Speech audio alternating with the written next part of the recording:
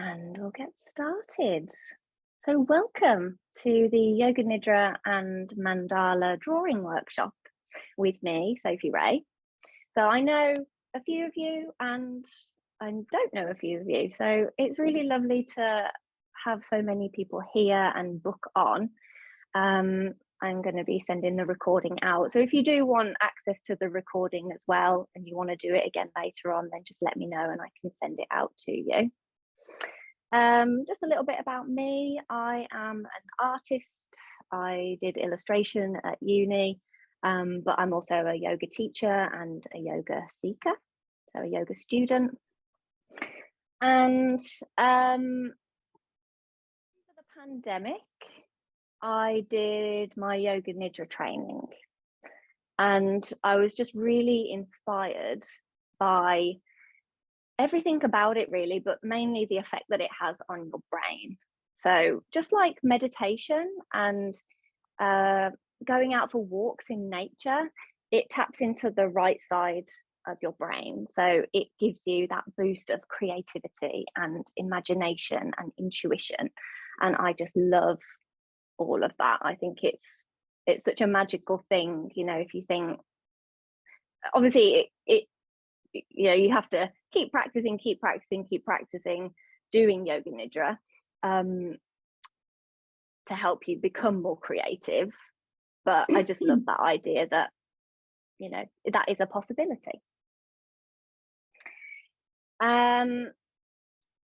So I put together Yoga Nidra and art workshops, and I started running them over the pandemic. And it was just a really great way of bringing people together and doing something a little bit different, giving yourself time to rest through Yoga Nidra, but also give yourself a little boost of creativity and imagination and intuition. And then do some painting, which a lot of us don't often give ourselves time to do. And over the past year, I started running them in person, and that was really nice. So I only did one online session last year because I was focusing on the in-person sessions. And it's really become that's not the sentence that I meant to say then. It has become a way of helping adults get more creative and take time from the usual adult stresses and you know, caring responsibilities and things that we have to do all the time, and we forget to play, we forget to have fun, we forget to connect to that inner artist or that inner child within us that does want to play. So we need play, we need fun. It's not just for children.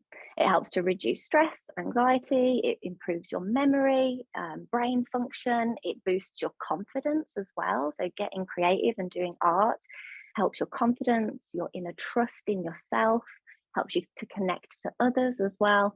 So there's loads of benefits from it. That is all that I wanted to say. Today is about process and play. So if you don't finish your mandala, or if you need to leave halfway through, that's fine. It is more about sitting down, having a play with something, you know, creating shapes and things, seeing how it might come together. You can always come back to drawing your mandala at another time if you want to. And also letting the adult you rest through Yoga Nidra. And it's an alternative way to meditate as well. So essentially drawing mandalas is a way of meditating, but I'm going to go more into mandalas when we get onto it. Is there anything else? No, let's just do some Yoga Nidra. So it's going to be about half an hour. And make sure that you are really comfortable. So hopefully you all got the email that explains how to set up for Yoga Nidra. I'm just going to make sure that you're all muted.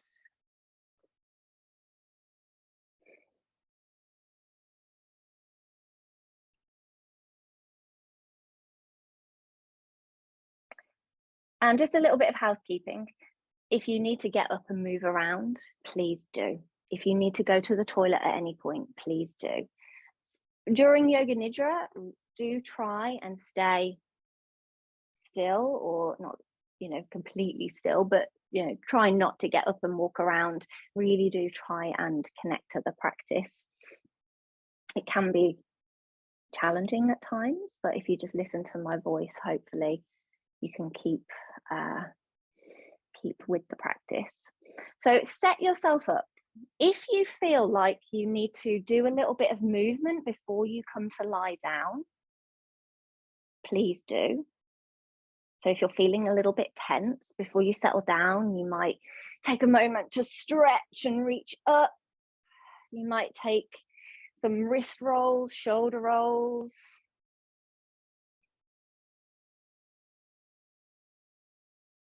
You might want to give yourself a little bit of a massage over your face, down your neck.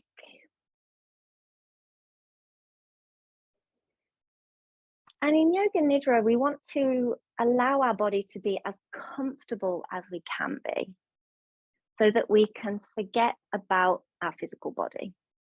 So no distractions. That isn't always easy. So depending on what you've got going on in your body, that might not be the case for you.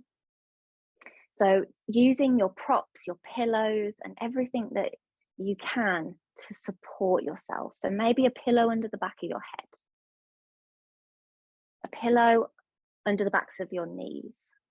And this is really comfortable for your low back. So especially if you're lying on the floor, this can really support your low back, having a couple of pillows underneath the backs of your knees.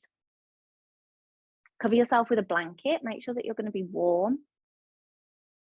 You can lie on your bed. You can lie on your sofa if that feels more accessible for you. And as you come to lie down, really check in. Is there any adjustment that you need to make? Is your hair in the way? Is that going to get annoying? Is there bunched up bits of clothing? Do you feel like your shoulders are tensed up around your ears? And can you find a little bit of space around your joints? So maybe you make your arms a little bit longer, your legs, maybe you shuffle your hips a little from side to side.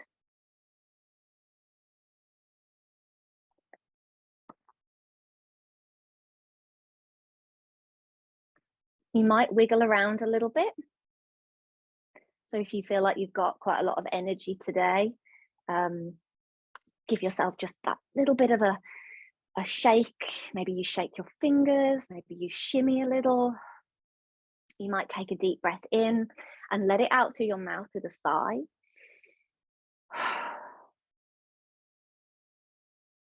And you can do that a couple more times.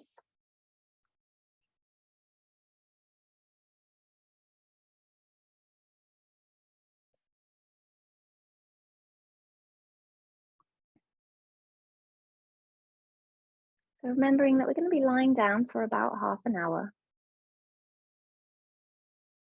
So are you as comfortable as you can be? Do you need to cover your eyes with anything just to block out the light? And that gentle pressure of something over your eyes can really help your eyes to relax.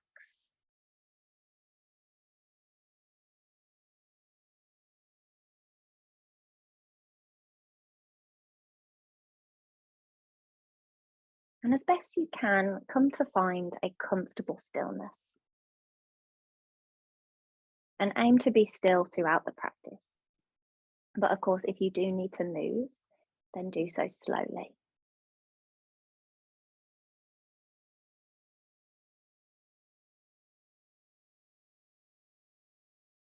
And I welcome you to this practice of Yoga Nidra. And Yoga Nidra means yogic sleep. And it's a technique that aims to guide you to a place of deep relaxation. And it's somewhere between being awake and being asleep. An effortless state of being. So try to remain awake and aware throughout. But really start to invite your body to rest now. Let it feel heavy into the support beneath you. Releasing any tension that you might sense in your body, any gripping, any grasping.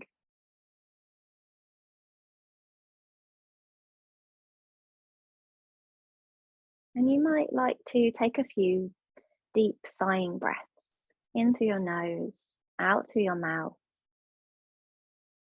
and observing any tension leaving your body on the exhale. And perhaps noticing any tension that stays with you, that stays in your body. And there's nothing wrong with that.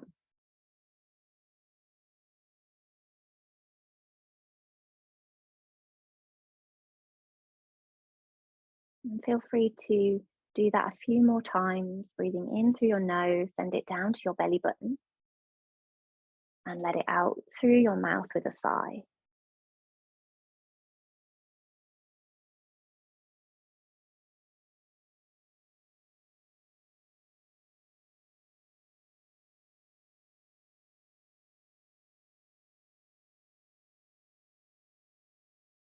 And there's nowhere else that you need to be. All you need to do now is listen to my voice, follow along with a relaxed awareness.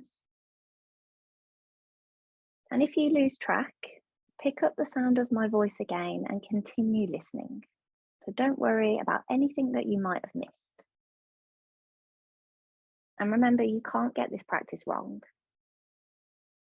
And everything is an invitation and an exploration.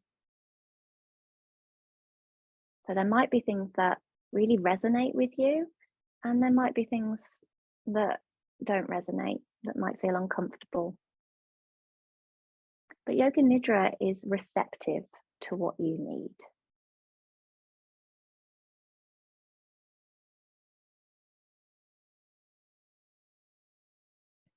Take a few moments to settle even more.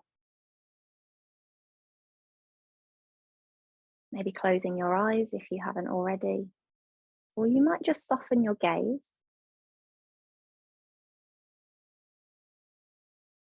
Allow your breath to be natural.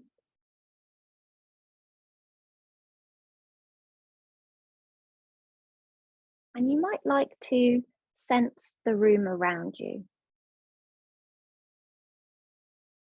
Sense the parts of your body that touch the surface beneath you.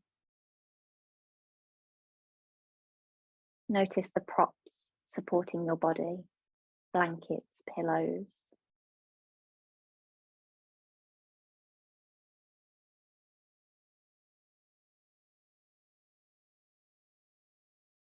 And maybe becoming aware of any sounds.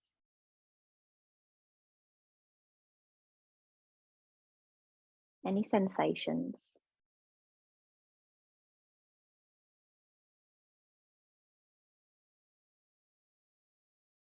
And this is a really great practice to help ground you into the present moment. So noticing what is happening around you and just allowing yourself to observe without getting attached to anything that comes up. So especially sounds. We might hear a sound and then we start labeling that sound and maybe thinking about what might be happening around that sound. But just try to observe without getting swept away in the story.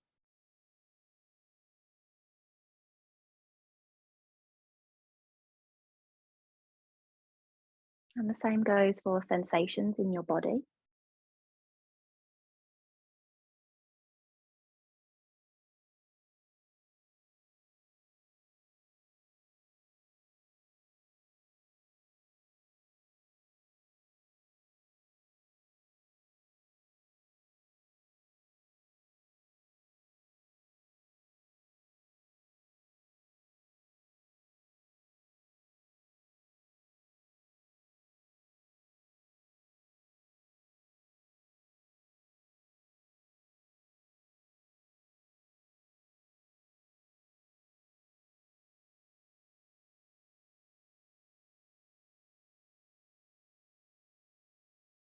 If your attention is somewhere outside of the room or away from your physical body, start to draw your attention towards your physical body.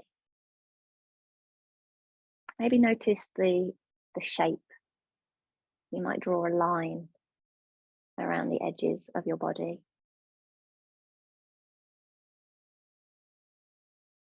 And I invite you now to set a sankalpa.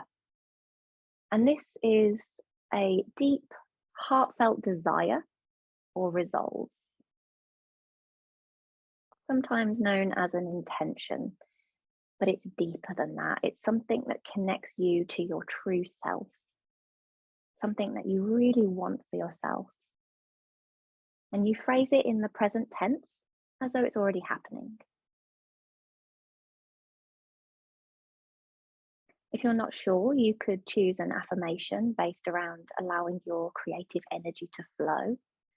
For example, I am free and inspired. I'm connected to my inner artist. Or I trust in my ability to create. But these are just suggestions. It has to resonate with you. And if you're really not sure, then you could simply repeat, I am awake and aware. I am practicing Yoga Nidra. And repeat your sankalpa 3 times to yourself.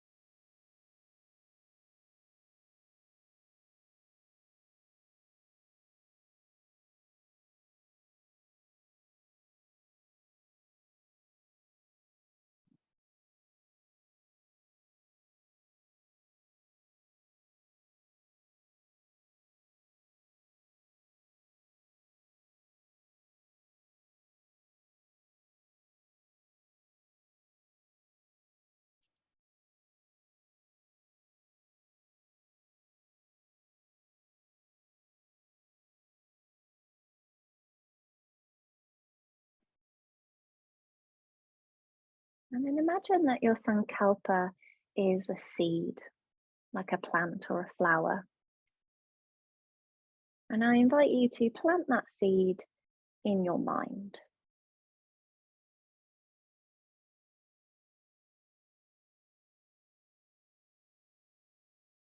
Planting it deep in your mind. And then you can nurture it, nourish it, and start to bring it into fruition.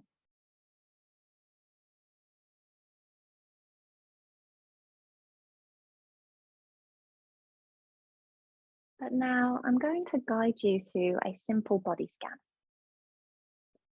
And I invite you to rest your awareness on each body part when mentioned. And you might like to identify and release any tensions in those spaces.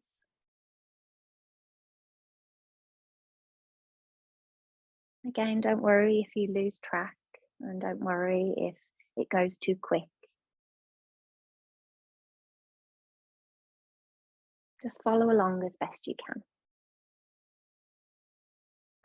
And we'll start at the space just below your belly button. Just above your belly button. The center of your chest. Your right shoulder. Right upper arm. Elbow. Forearm. Wrist. The palm of your right hand. The back of your hand. Your right hand thumb. Forefinger. Middle finger. ring finger, pinky finger.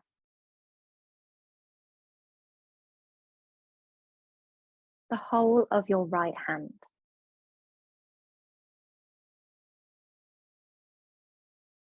The whole of your right arm.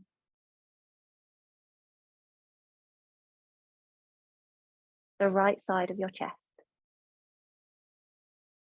And back to the center of your chest. Your left shoulder. Left upper arm. Elbow. Forearm. Wrist. The palm of your left hand. The back of your hand. Your left hand thumb. Forefinger. Middle finger. Ring finger. Pinky finger. The whole of your left hand. The whole of your left arm.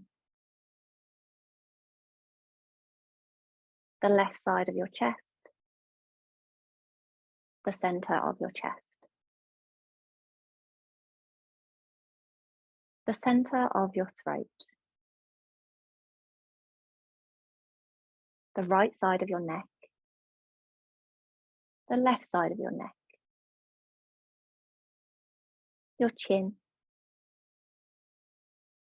Right cheek. Left cheek. Bottom lip. Top lip. Inside of your mouth. Your tongue. Top teeth. Bottom teeth. Your nose. Right nostril. Left nostril. Right ear. Left ear. Right temple. Left temple. Right eye. Left eye. The space between your eyebrows. Forehead. Crown of head. Back of your head. Your head as a whole.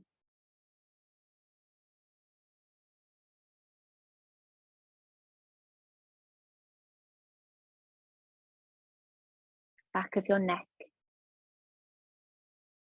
The space between your shoulder blades. Your right shoulder blade. Left shoulder blade. The whole of your upper back. Middle back. Lower back. The back of your pelvis. Right hip. Right hip joint. Right thigh. Knee. Lower leg. Your right ankle. Top of your right foot. Sole of your right foot. Your right big toe. Second toe. Third toe. Fourth toe. Fifth toe. The whole of your right foot.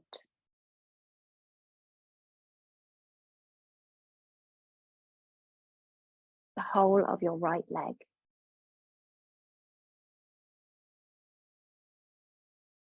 Center of your pelvis. Left hip joint.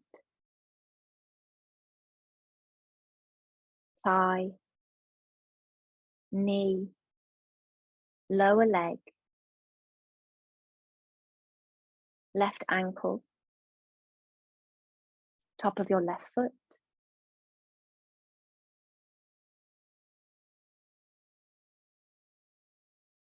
left big toe, second toe,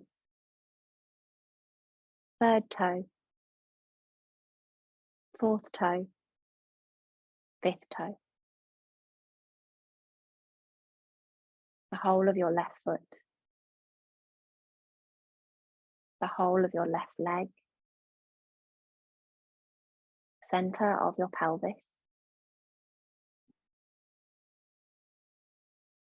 the space just below your belly button.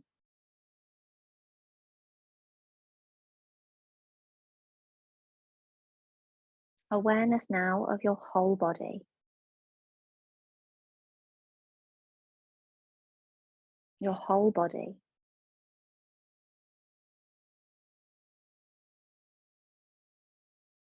Your whole body.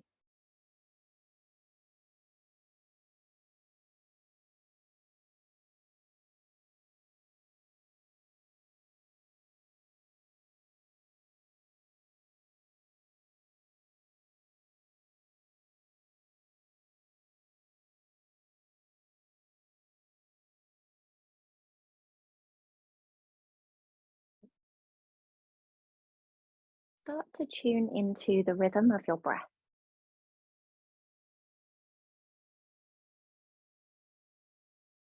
Perhaps noticing where you can feel your breath the most.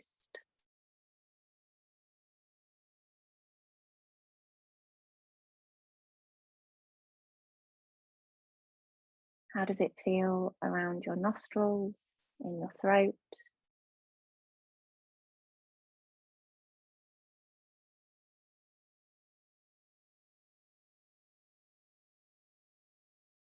Again, just observing. Try not to make judgments.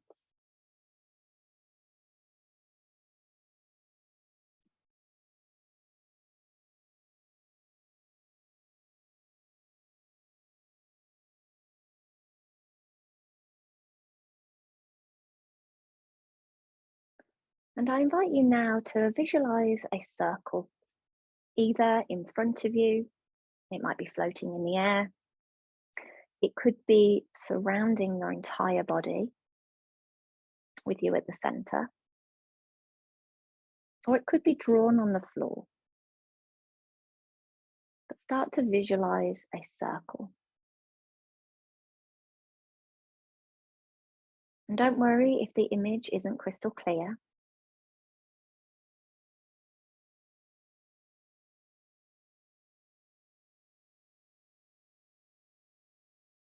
And then send your awareness to the very center of that circle.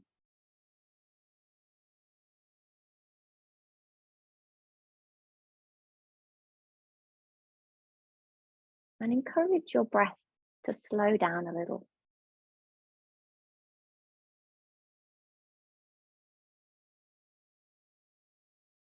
Guide your inhale towards your belly button.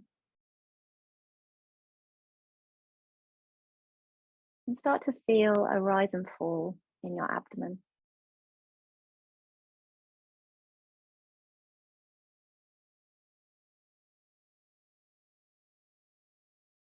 No force.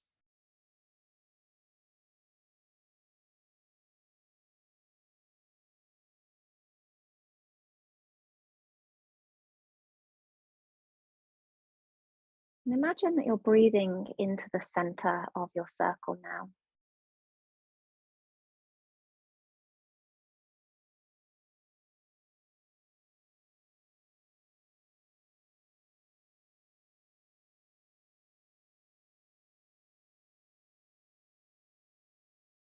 And as you breathe in, your circle might get bigger and expand and grow. And as you breathe out, it draws back into the center. Breathing in, your circle expands and grows. And breathing out, it draws back into the center.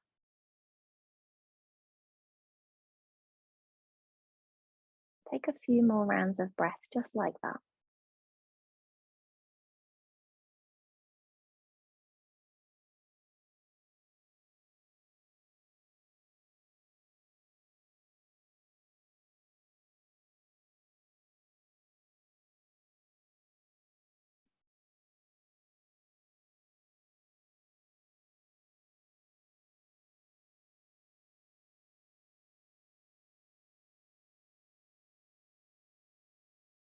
And then start to invite in other random shapes, either inside your circle or around the outside.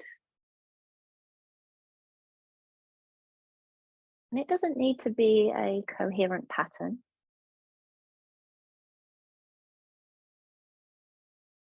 But really pay attention to the shapes, images, symbols that might come to your mind.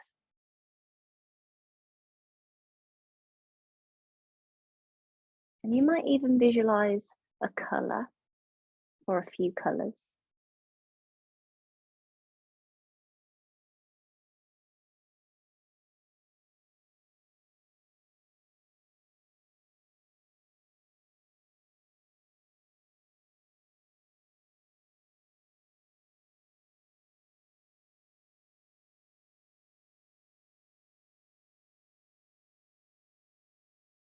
And this is the very start of your healing mandala.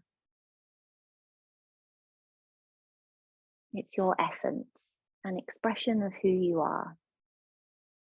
And don't worry if the picture is fuzzy. Don't worry if you're struggling to visualize any images. Release the expectation and just allow your mind to wander with curiosity.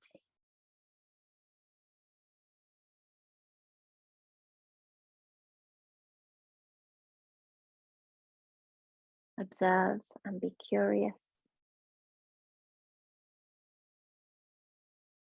There's no right or wrong.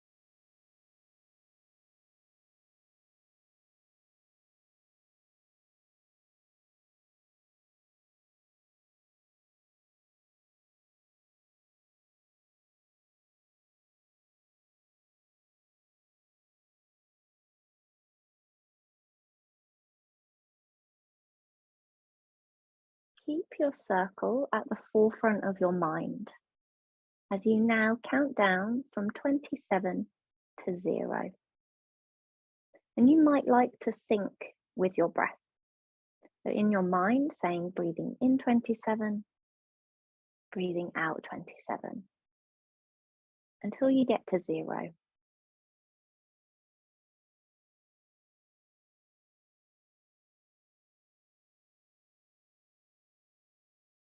If you lose track, go back to 27 and start again. And it's okay if you don't get to 0.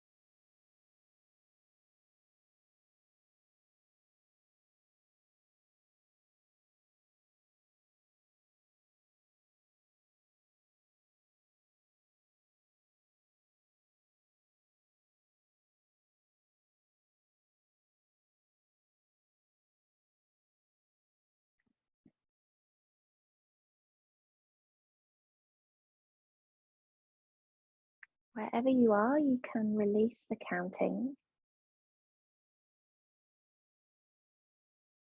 And remember the seed that you planted in your mind, your sankalpa, your heartfelt desire. Repeat it 3 more times.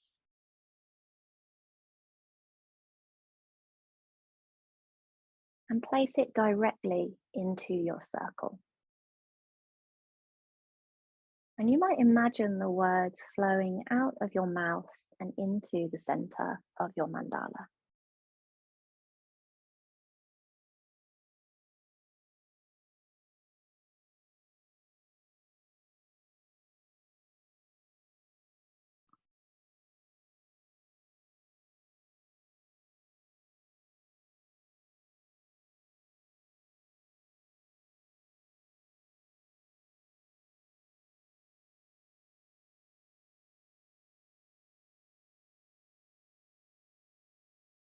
Start to sense your physical body.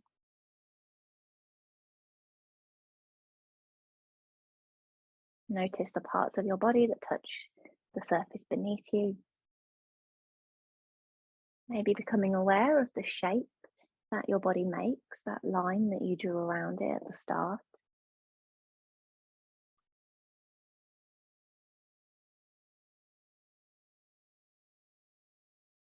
Sense your environment, the room around you, any sounds, smells.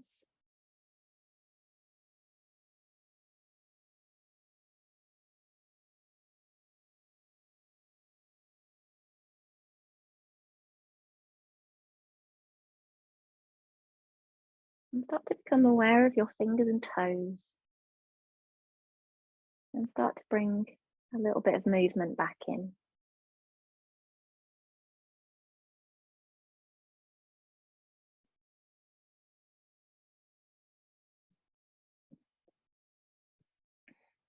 And you might start to stretch. You might reach your arms out wide or overhead. You might like to bend into your knees, roll to one side, or give yourself a hug. Just slowly bringing a little bit of movement back in. You might keep your eyes closed as you come back round.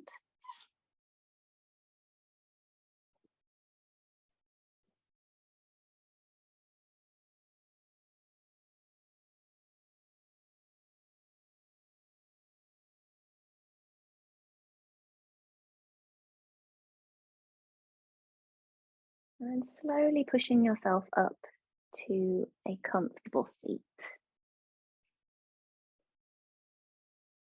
And as you come up, bring your hands together and rub them together really, really fast. There's no rush to come up, so take your time. Once you're up, rubbing your palms together, creating a little bit of heat, a little bit of friction. And then placing your palms, your hands over your eyes. Take a moment to feel the warmth. Then you might start to blink your eyes open, noticing any little cracks of light.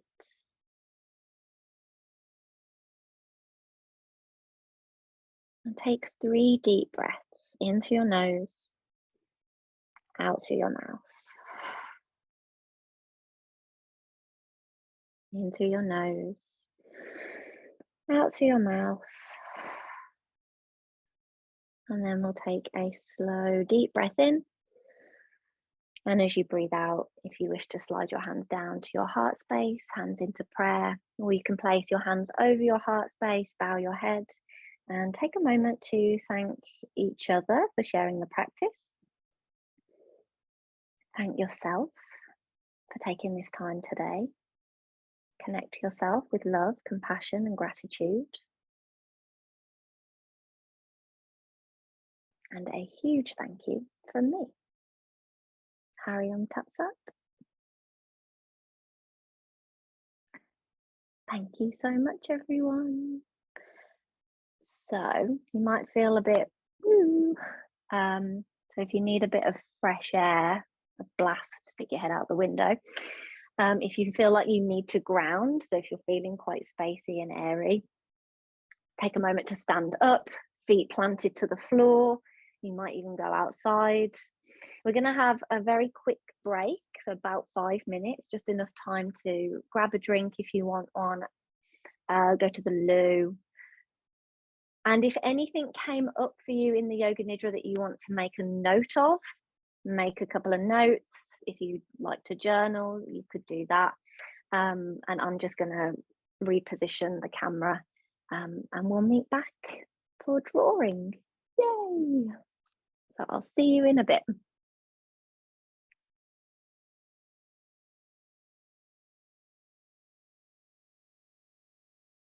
Right, let's get started. Just bear in mind that this is being recorded. Only my screen is being recorded, but if you speak and engage, I encourage you to do that, but it will obviously pick up your voice on the recording, but that's fine. So welcome back. So if you don't want your voice being picked up on the recording, then don't speak. Yeah. So everybody, have you got paper, pencils, maybe a fine liner pen? It could be coloured pens, pencils. You can kind of, you know, as long as you've got a pencil, a rubber, a ruler, and then something to draw a circle with. We are going to start off though with some warm-up exercises. So just to get us kind of brain dumping anything that might have come up in your Yoga Nidra, just get our hands warmed up and thinking about different types of shapes that we might want to add into the mandala. I want us to get started with the drawing, and then I can talk to you about mandalas as we go. So I just kind of want you to get into the creative bit, because it is the fun bit. Let me just find my notes. Okay, so grab a piece of paper and a pencil. If you want to do it in coloured pencils, then feel free to do that. And making sure that you are sitting comfortably. So we don't want to kind of forget everything about, you know, what we've done in our Yoga Nidra. We want to make sure that we're breathing deeply. We're not holding our breath, making sure that your spine feels comfortable. And every now and then just checking back in. So making sure that you're not really slouching or that you're holding your breath. We want to make it kind of nice and relaxed, and that helps us with our drawing as well. So our warm-up exercise, creating as many shapes and patterns as you can. And we're going to do this for about 5 to 10 minutes, maybe 5 minutes, just so that we kind of get out whatever we can. So we've got circles, kind of teardrop shapes, petals, leaves, triangles and squares, oval shapes that look like eyes. Mandala is Sanskrit for circle or completion. So our main shape is obviously the circle, but then we have lots of different patterns inside it. And those patterns could be geometric, they could be symbols, they could be flowers.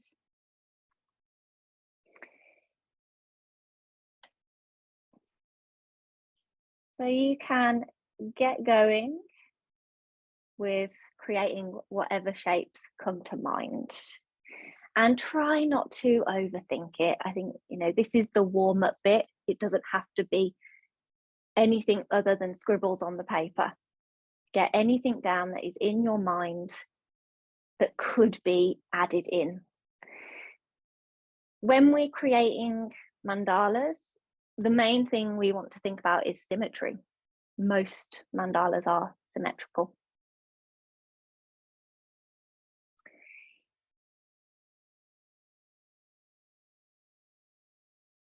So like I've done here, I drew a very small circle, and then I did just a corner, just to see what I could add into that corner.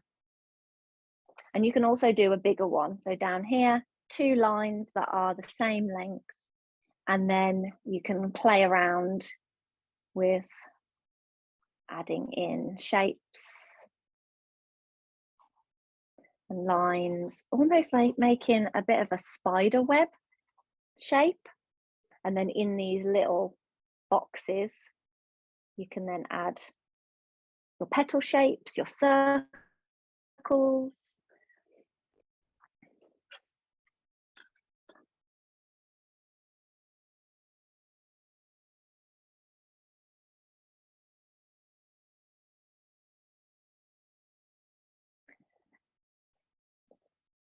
And mandalas are connected to the universe. So if you think about examples of mandalas, so in nature, human cells, flowers, tree rings, the earth, the sun, the moon, the solar system, the galaxy.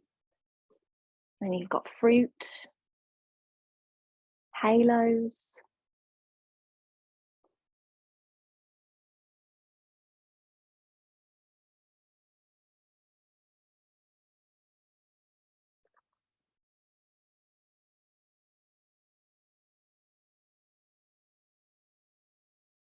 Mandalas are spiritual symbols, and they are thought to represent the universe.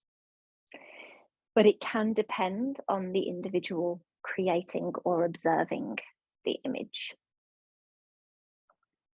And remember, these are part of people's culture. They've been used traditionally in rituals, and they've been found in Jainism, Hinduism, Buddhism, and they've been used around the world in different cultures for thousands of years. And there's signs of them being produced in India, Nepal, China, Japan, Tibet, Indonesia.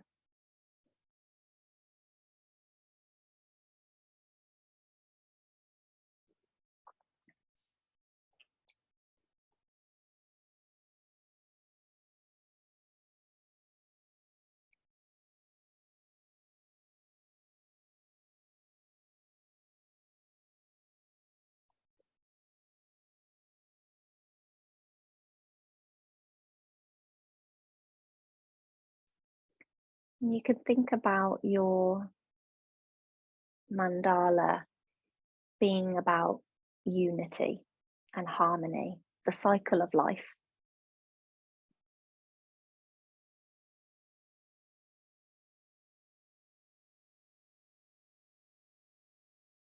In every culture, more or less, it's about centering an individual or a community to encourage introspection. Turning inwards, just like other yoga practices, meditation, it's about turning inwards, exploring who you are, your place, your purpose in the world. And this awareness allows for more peace of mind. And then it allows us to connect with others. So when we're feeling grounded, when we're feeling connected and present with ourselves, we can then feel grounded and connected and present with others.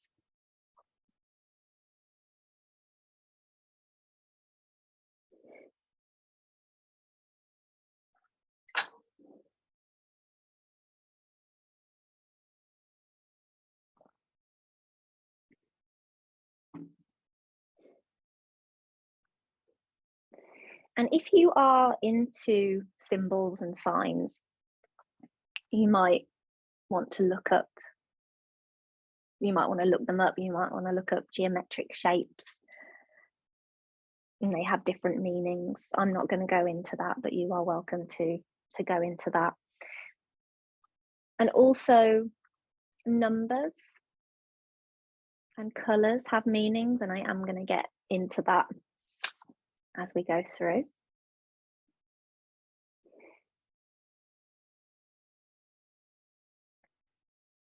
So we'll do a couple more minutes.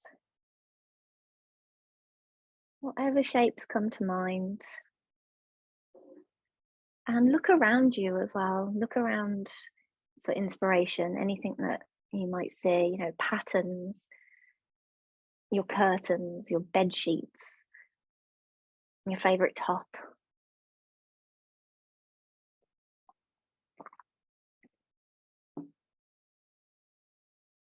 If you are really struggling, then you might Google, but I would say let's try and not use Google and just really let our imaginations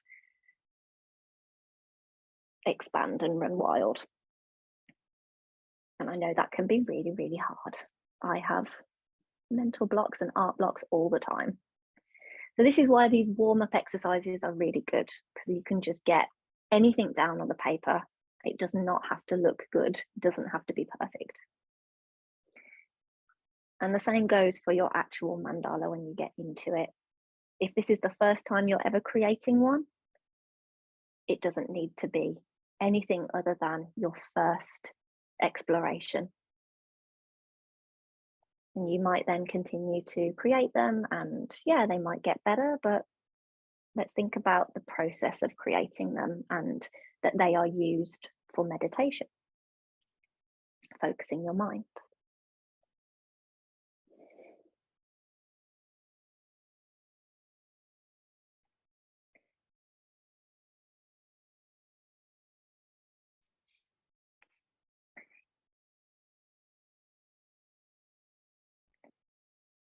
And if you do want to research them, so if you do just want to look at different types, because I'm not going to go into the different cultures, if you do want to know more about it, then please do look into it yourself, because they are fascinating. They are, thousands and thousands of years old, and there are different types.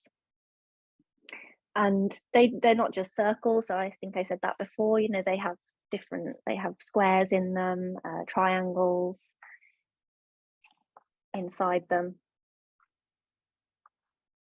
I think the Tibetan ones have a lot of squares in them.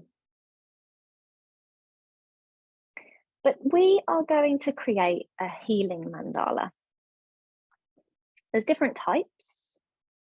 So there's a teaching mandala, and they are considered symbolic. So that's teaching different aspects of Buddhism. There's healing mandalas, which are considered more intuitive, and they are created for meditation. So the purpose of making one is to deliver wisdom to yourself, focusing and concentrating. So focusing your mind. And the imagery inside directs the mind of the observer, you, inwards from the outer rim towards deeper reflection on the inside. But you create them from the center outwards. There are sand mandalas.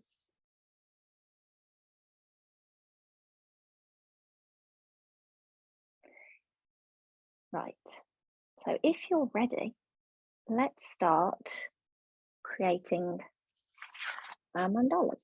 A couple of different ways, and it really depends on what you've got to hand. And I've tried all the different ways. You can get some string and a pencil, tie it round, and I just sealed it with a little bit of blue tack just so that it wouldn't slide around. This one is quite hard. So if you're going for this, well done and good luck. It's quite tricky, but you place your pin in the middle, make sure that you've got plenty of space, and then you draw your circle. You can draw half your circle and then the other side, placing it back in.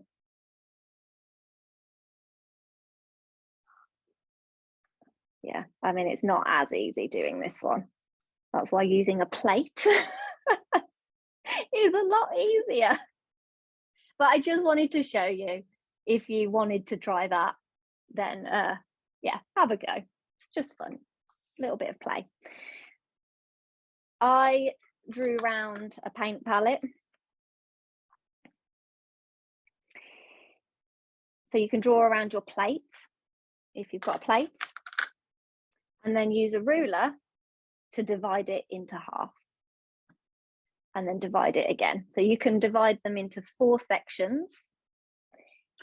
If you want to create half a mandala, fold your paper in half, draw out, place your plate in the middle and just make sure that it's central. Fold your paper in half. And when you're drawing, you only do the one side. Then you fold it back on itself, hold it up against the window or some light, and then you can trace it on the other side. So if you want to make it more symmetrical, that's a really easy way of doing it. And I think I did that with this one. So this one, I drew half, I drew this side first, folded it in half, and then held it up against the window and did the other side.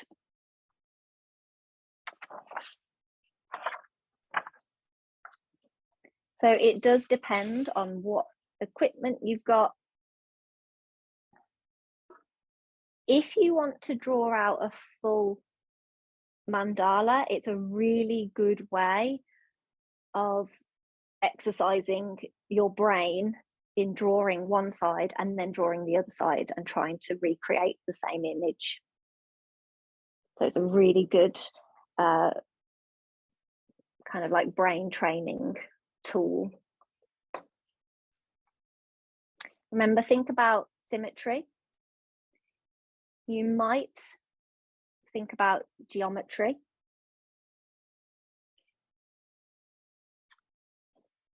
So this would be more geometrical with all the circles inside. But you can use triangles, squares.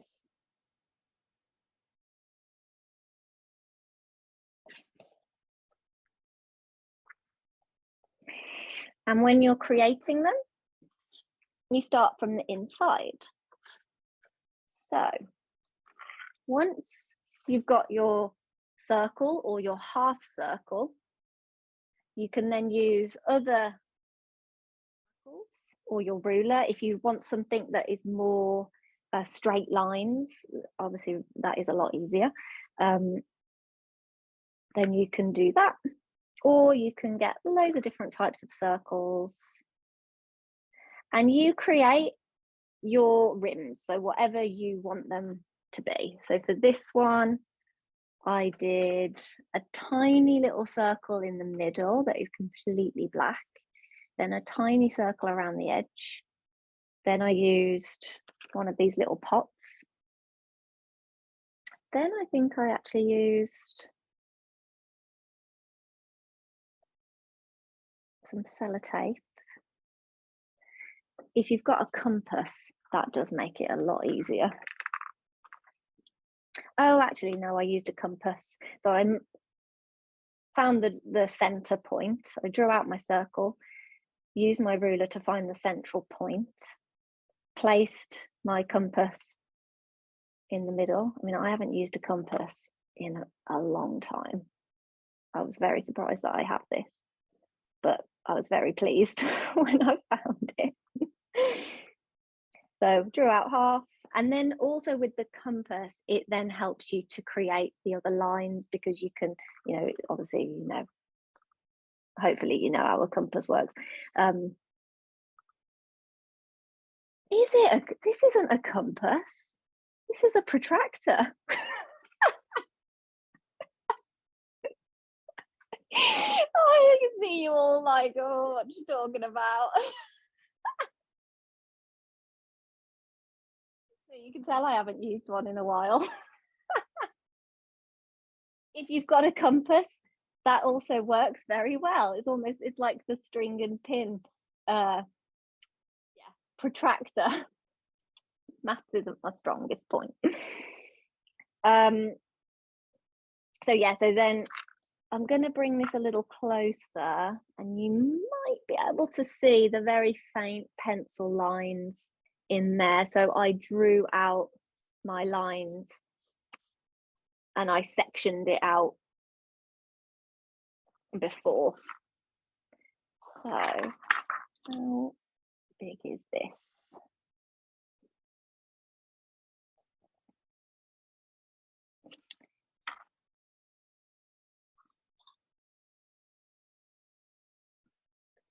I'm gonna quickly draw out mine just so that I can be with you. This is not going to be symmetrical, and that's fine.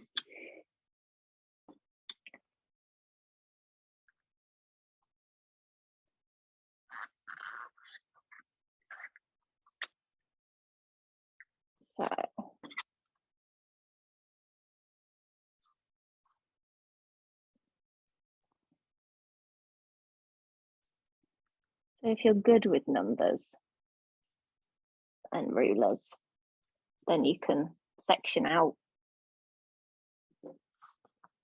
your mandala with your ruler, or you can use your protractor.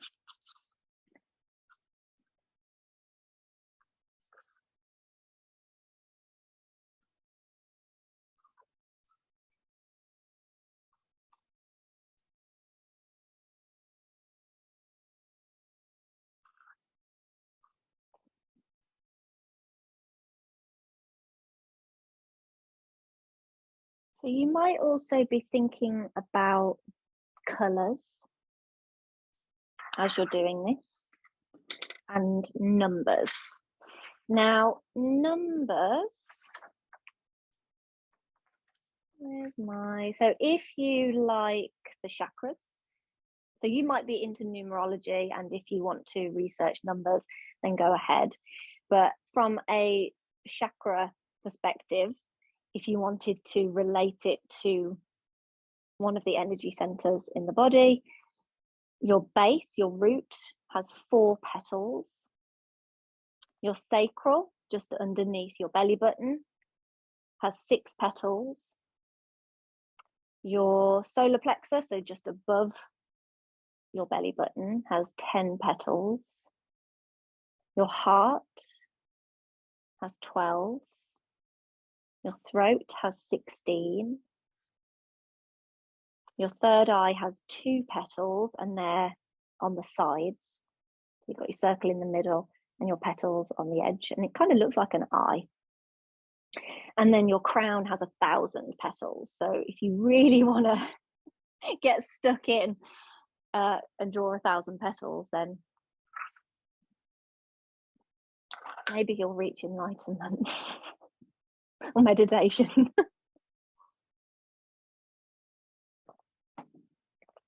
And then thinking about colors as well. So again, I'm just going from a chakra perspective, but you've got your red base, your root, Muladhara, so grounding, stability, vitality, physical energy, passion, can also be anger though, and earth. For orange, so Svadhisthana, your sacral, creativity, sensuality, pleasure, productivity, optimism, emotional expression, enthusiasm, and it's connected to the element of water. Yellow, Manipura, your solar plexus, fun, lightness, personal power, self-confidence, intellect, logic, humor, and it's connected to fire.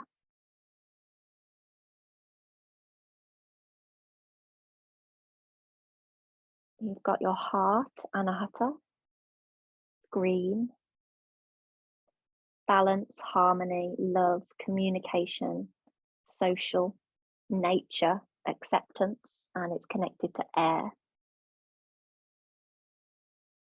And then blue and indigo. Blue is throat, Vishuddha. Indigo or purple is your third eye, Ajna. Calmness, peace, love, honesty, truth, inner peace, kindness, emotional depth, devotion. It's connected to ether. So your throat is connected to ether, and your third eye is connected to light. And then your crown is white, violet or white. Sahasrara. So intuition, imagination, universal flow, meditation, artistic qualities, thought, and cosmic energy. And then white, innocence, purity, faith, peace, cleanliness, reverence, humility. So if you want to think about your colours.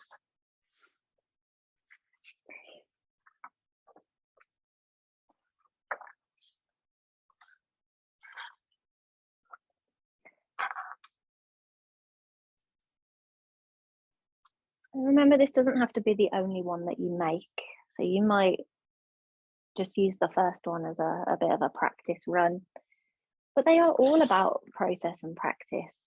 As I said, it doesn't have to be the best thing you've ever made. If you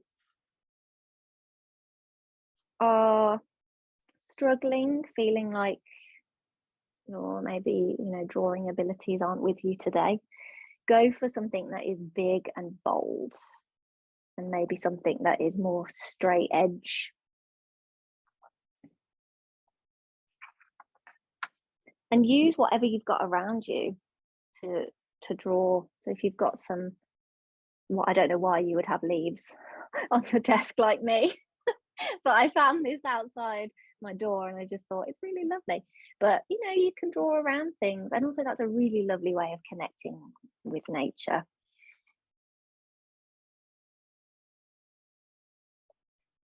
Or feathers as well.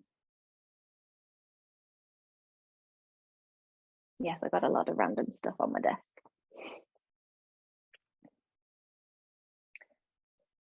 So this is an opportunity to express yourself. If you think about it as a connection to your true self, your essence. You might like to think of it as a way of connecting to your true essence, your Atman, your soul, the real you, where there's no labels, no behavioral things that we've picked up, habits.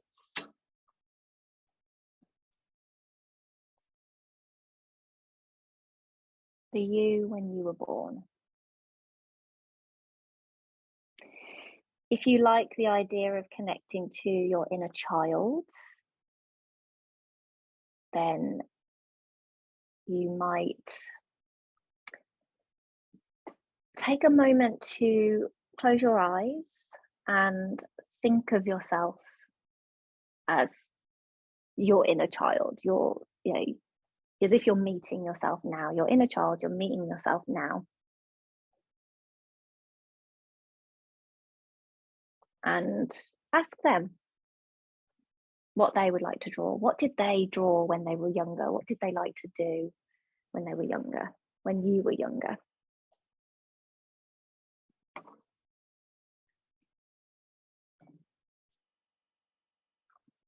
And you might create something that kind of maybe comes out a little bit more childlike, playful, free.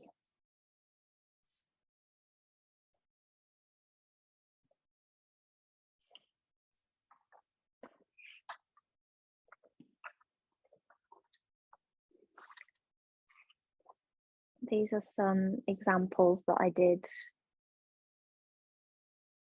where I just wanted to use all of the colours from the chakras. And these aren't very symmetrical, but it was just playing. And I wasn't keen on this out a bit, and that's why I haven't finished it. But actually, if I finish it, it would probably look okay.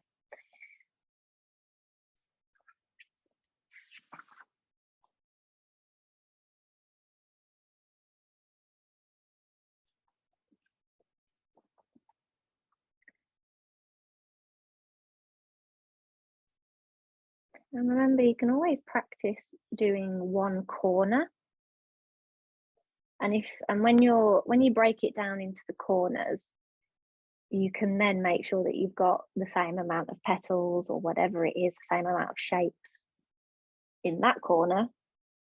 And then you draw the next corner and then the next, and then you know that it's going to be a little bit more symmetrical.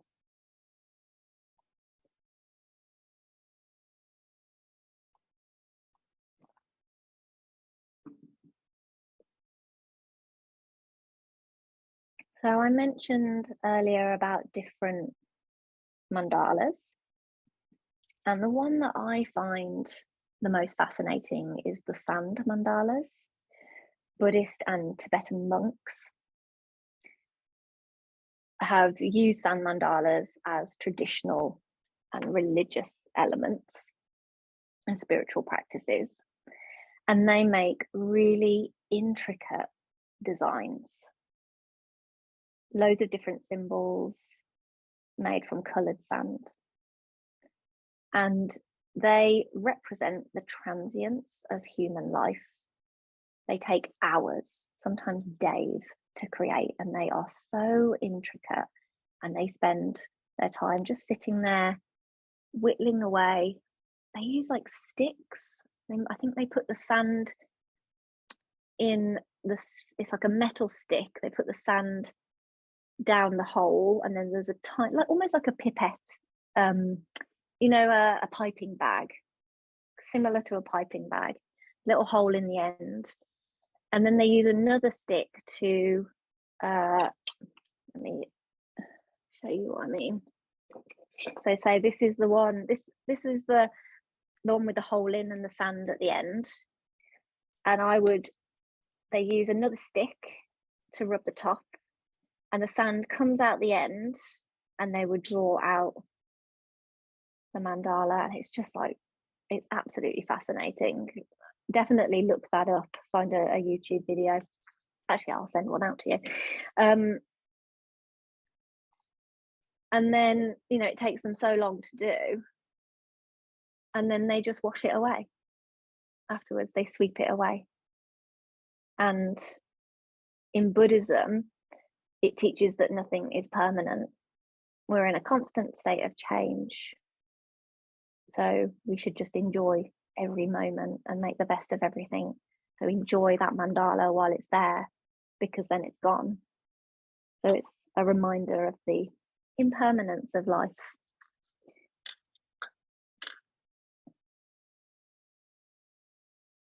And yeah, it doesn't matter if it disappears, because you can just make another one. And it's about not being too attached to something. So you might think of it as going with the flow of life.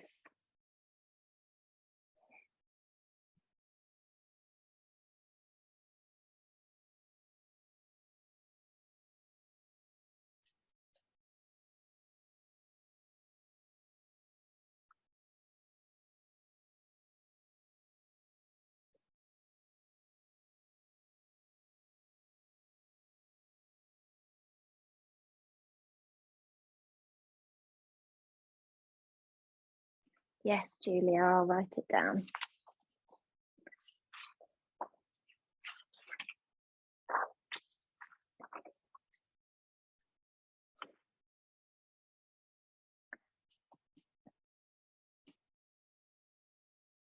Do you want just the colours, or do you want the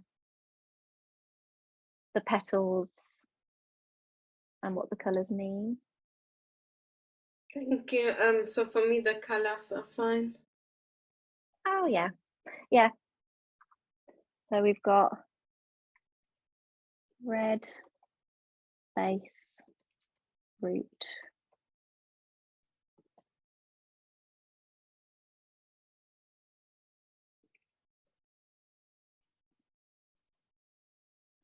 orange sacral,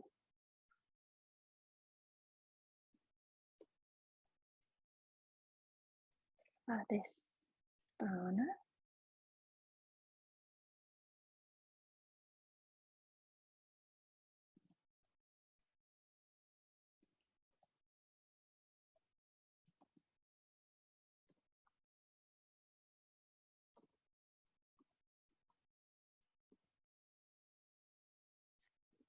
Green heart anahata, blue throat.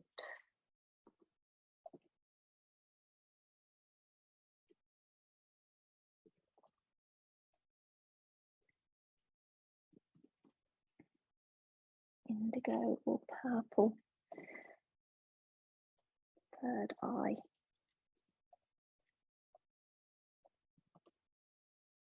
Ajna. Violet or white. Crown. Sahasrara.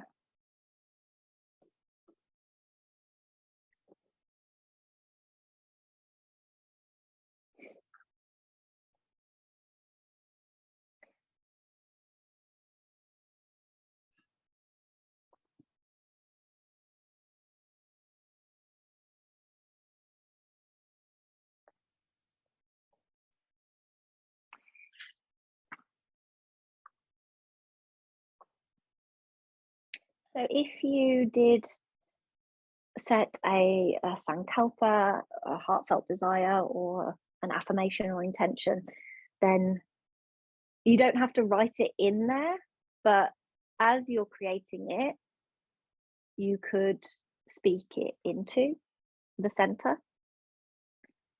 So thinking about that as you're creating it.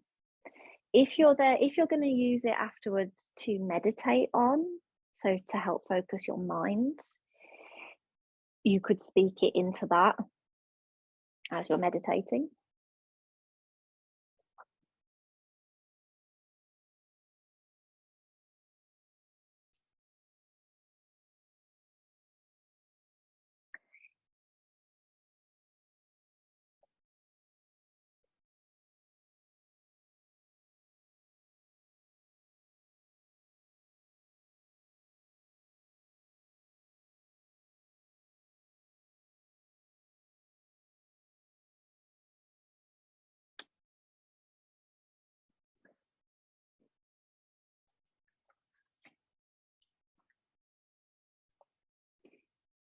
So, and one more thing just before I shut up for a bit and just let you create.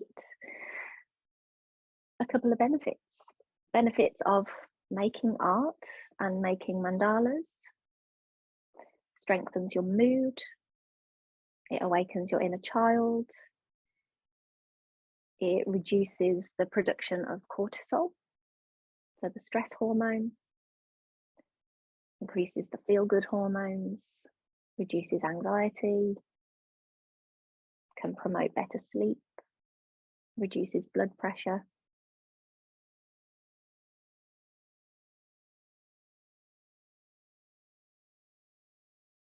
And I said earlier that it boosts your confidence, improves your memory as well.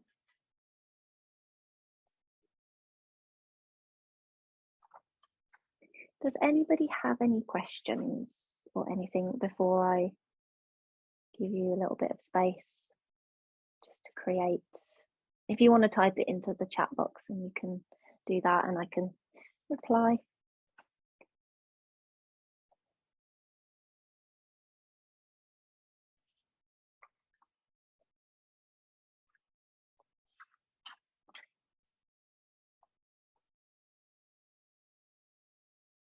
Oh, one more thing I actually forgot to say. There's so much to learn about them. I mean, I'm just the tip of the iceberg. Carl Jung, the Swiss psychiatrist, he was the one that boosted boosted them in the West. So he got really, really into them, and he did studies on them. And he was the one that said it's a representation of the unconscious self. So it's an artistic representation of higher thought and deeper meaning. And it's used in spiritual, emotional, and psychological work to focus our attention. So same thing that I've already said, but he did a lot of work on them. And he also did a lot of work on the inner child archetype.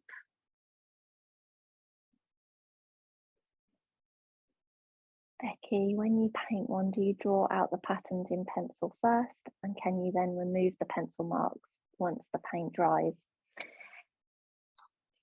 So when you, draw it out in pencil. And when you come to paint it, as best you can, rub out any really harsh lines. Because if you try and rub it out afterwards, so this is watercolour.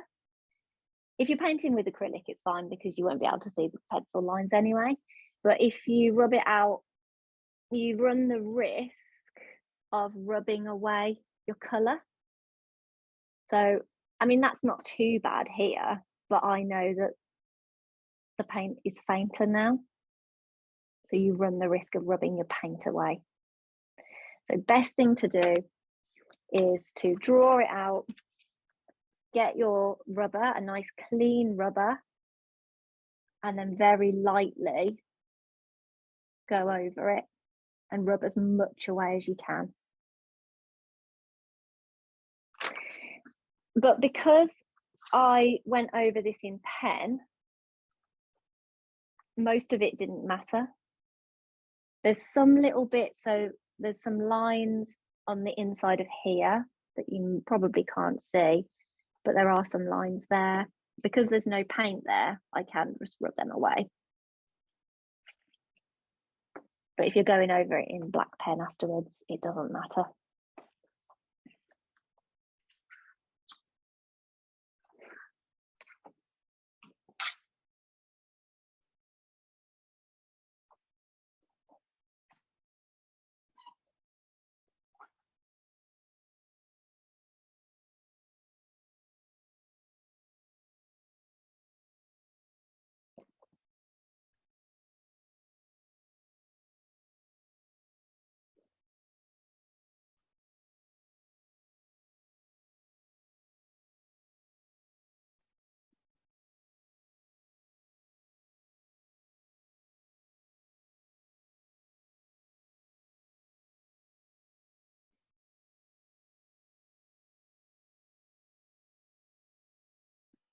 And as you're drawing and getting into it, remember to keep coming back to how you're sitting, making sure that you feel comfortable, making sure that you're breathing.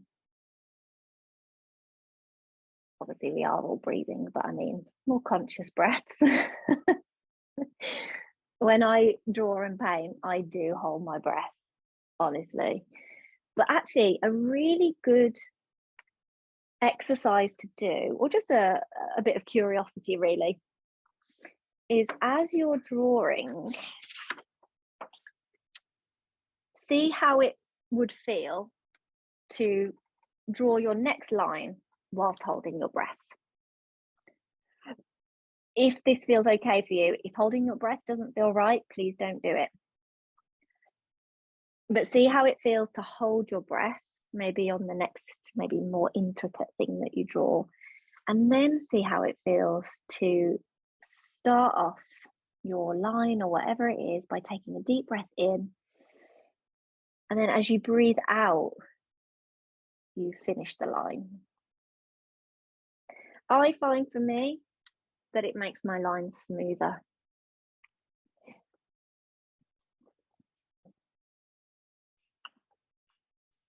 So I notice that it is a lot easier to draw when I let my breath become a little bit deeper, a little bit longer.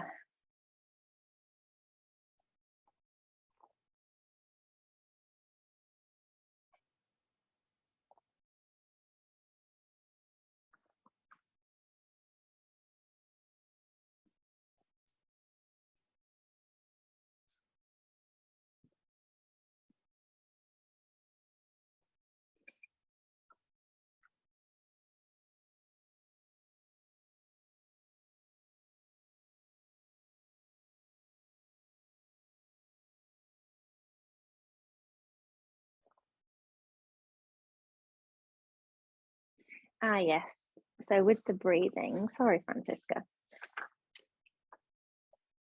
So if you see how it would feel to hold your breath as you're drawing your patterns, but only if holding your breath feels okay for you. Don't do it for too long, just a couple of seconds. And then as you're coming to draw the next thing, before you even start to draw your line, take a breath in. And as you breathe out, you then finish your line. Take a breath in and exhale down the other side, or whatever it is that you're doing. And you don't have to do that the entire way round unless that feels really good for you and that helps you to really connect with what you're doing and it helps you to relax into it. But it's just being aware that as you're drawing, you're not holding your breath. So I hope that makes sense. And the exhale, if you think about it in yoga, the exhale kind of helps you go a little further. So, you know, if you really want your whole body to relax, if you take a deep breath in and on the exhale, you see if you can release the tension, anything that you're holding on to. And it's the same thing when you're drawing.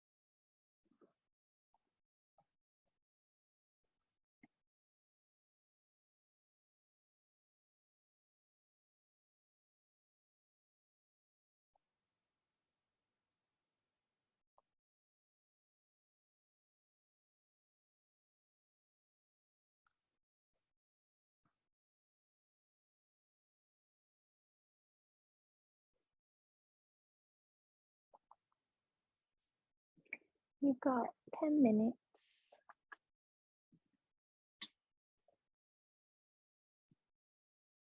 I'm going to keep it running for a bit longer afterwards, just for about 15-20 minutes. And then if anybody wants to share or just stick around and do some final bits of drawing, then can do that.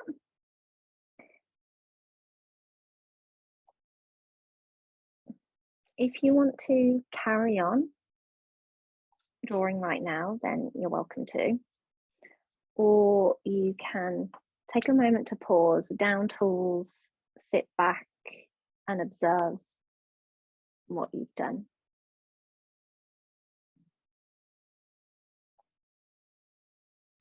And try to observe with an open mind and with curiosity. You might repeat your intention or your sankalpa.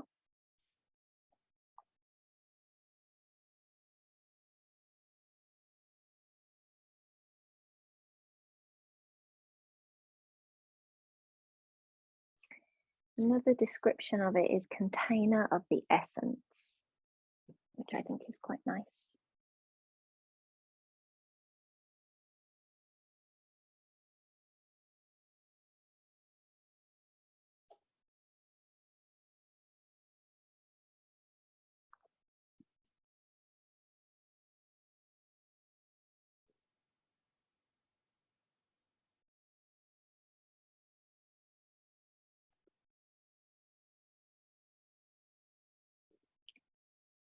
And if you are observing it, then noticing any thoughts that come up.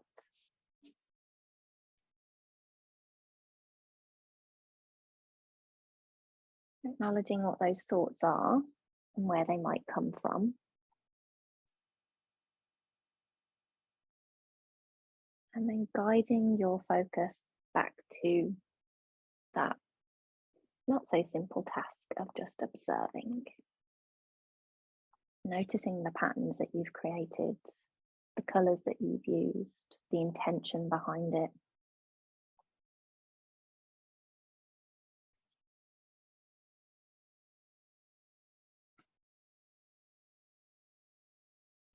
Maybe the little intricacies. And you might notice things, new things every time you look at it.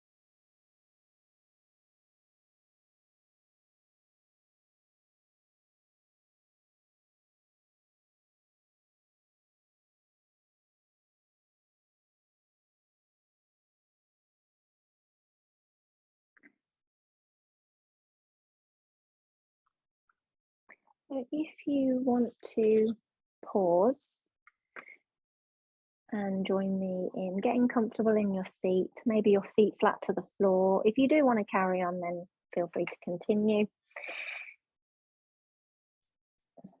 But we'll just take a moment to close the workshop and close the practice. So sitting comfortably in your chair or on the floor, wherever you are, maybe your feet are flat to the floor. Start to connect to the surface beneath you. Find a little wave of length in your spine, not sitting up too rigid, but making sure that you're not slouching. You might take a shoulder roll. You might feel like you actually need just a little stretch, maybe reaching your arms up overhead, moving side to side, moving your spine forwards, backwards, round in circles. You might roll your wrists, wiggle your fingers. So especially if you've been sat still in one position for quite a while. I get to the end of a good painting day and I just cannot move. So a little bit of a move around.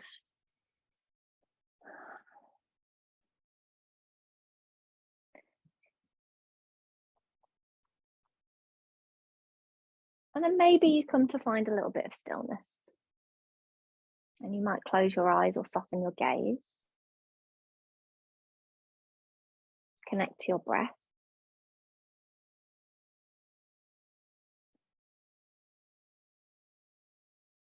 And check in. I invite you to check in with how you feel. Any thoughts that might have come up.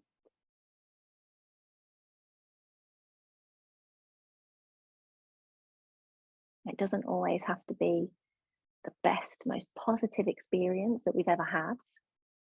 We can allow all emotions and feelings to be there.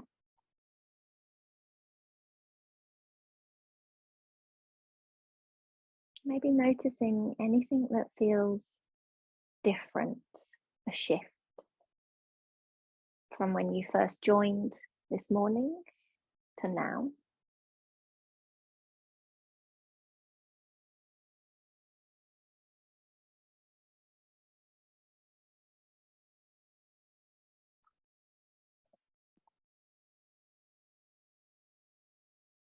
Noticing if you do feel a little lighter, calmer, or if you don't.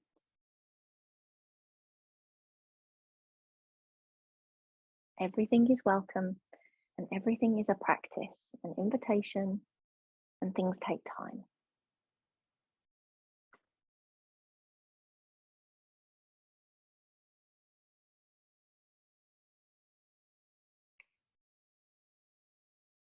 Take a moment to thank yourself.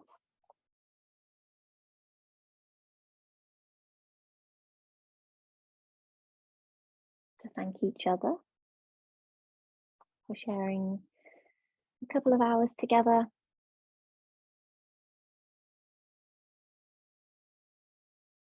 And a huge thank you from me.